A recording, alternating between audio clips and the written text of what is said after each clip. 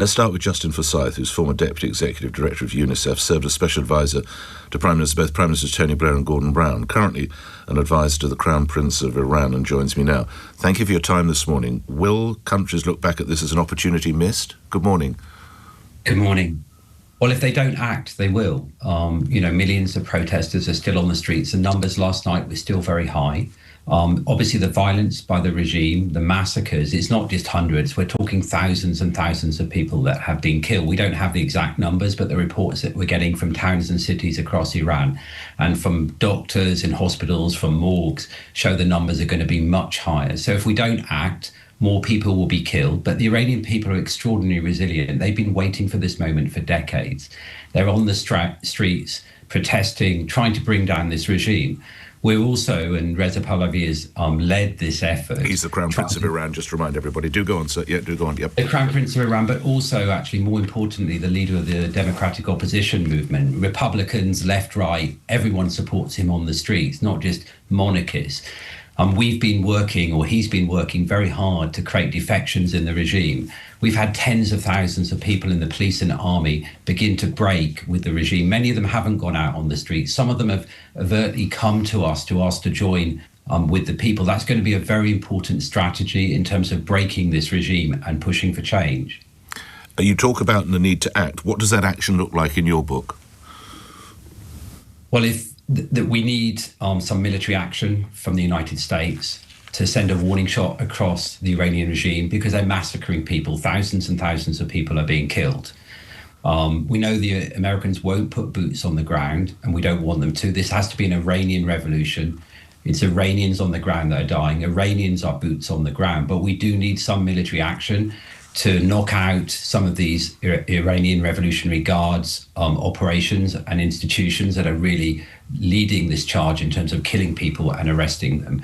But on top of that, Britain can also do a lot. Britain hasn't prescribed the Revolutionary Guard. They're a terrorist organisation. They are operating in London. They're operating in Manchester. They're threatening to kill people. They have a network of front organisations. We can also help keep communications into Iran open. Starlink, which is Elon Musk's network, is very important, but Britain could do more to help make sure the Iranian people can communicate with the world. And also the British government can be less timid. It can stop, thinking this regime is going to change, and it can start engaging the legitimate democratic opposition. The Prime Minister could meet Reza Pahlavi and talk to him about his plan for transition. We have a plan to bring down this regime, but also to rebuild the country. It's 90 million people. This could be a great opportunity, not just for peace in the region, the Iranian people, but for the whole world, if this Iranian regime change. You talk about proscription or banning of the IRGC. Was that merely symbolic? It's not going to rattle them in Tehran, is it? Do you think, Mr. Forsyth? I do think it will. Also, they're also moving assets, huge financial assets. Some of the leadership of the Iranian are looking for bolt holes already. They're very rattled, they're very weak and vulnerable. This facade of they're in control is not true. They're actually breaking up internally. And a number of their people are trying to get visas in different countries. They're moving money into London and Paris and other places. We could, like we have with the Russians, seize those assets. We could also, as I say, prescribe the IRGC. We could also put more sanctions on individuals. We could name and shame people, local commanders, not just the top elite who are killing people.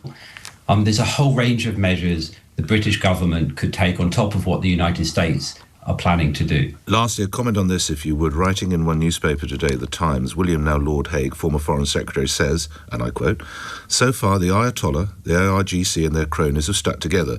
The reformist president has rode in behind them. The regime has not yet fractured, and it's only when it does so that it will fall." Mr. Forsyth.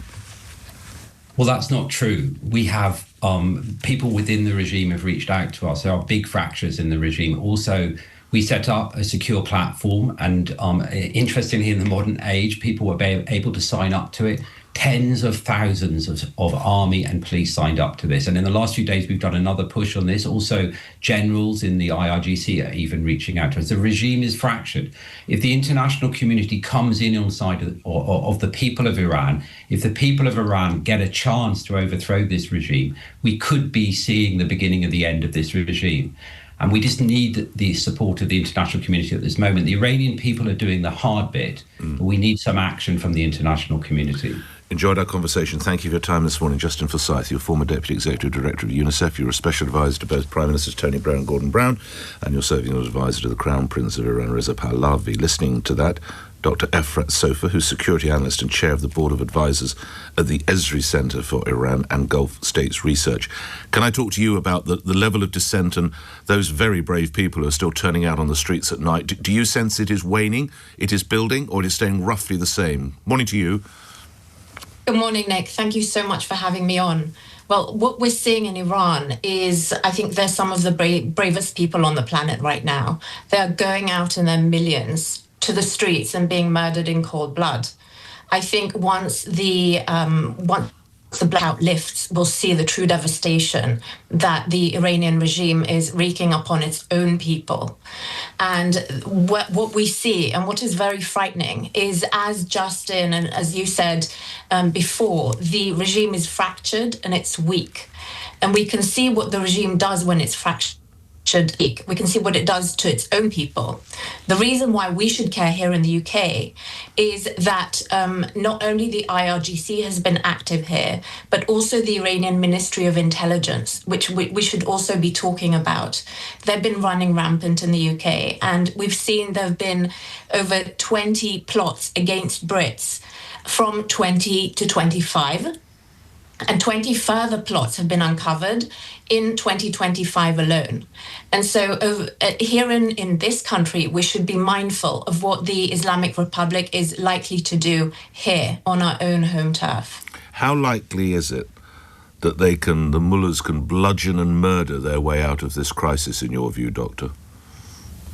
Well, I feel that they will stop at nothing, unfortunately, because their main aim is regime survival. That goes from Khamenei to President Pezeshkian, who will literally say anything to the regime. And so they've been playing a two-faced game, one being reformist and one being reactionary. And they've been playing the West for years, for decades on that. And now is the time to call their bluff and to act and to prevent them from murdering their own people. And how is that bluff to be called, Doctor?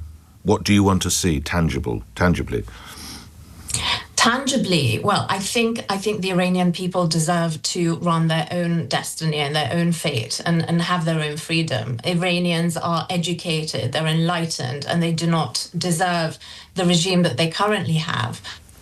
They've been saying that they've got nothing to eat. They're parched. They've got no water. This is an ancient civilization that does not live like that. And so now is the time for the Iranians to seize their own destiny. And I think it's within the interests of the international community to support them in that. Grateful for your time this morning. Thank you, Dr Efrat Sopher. You're Security Analyst, Chair of the Board of Advisors at the Ezri Centre for Iran and Gulf States Research. What action should the West take? Is it likely they will just continue killing? I said, sadly, 648, but it is tragically going to be in the 1,000 at least. But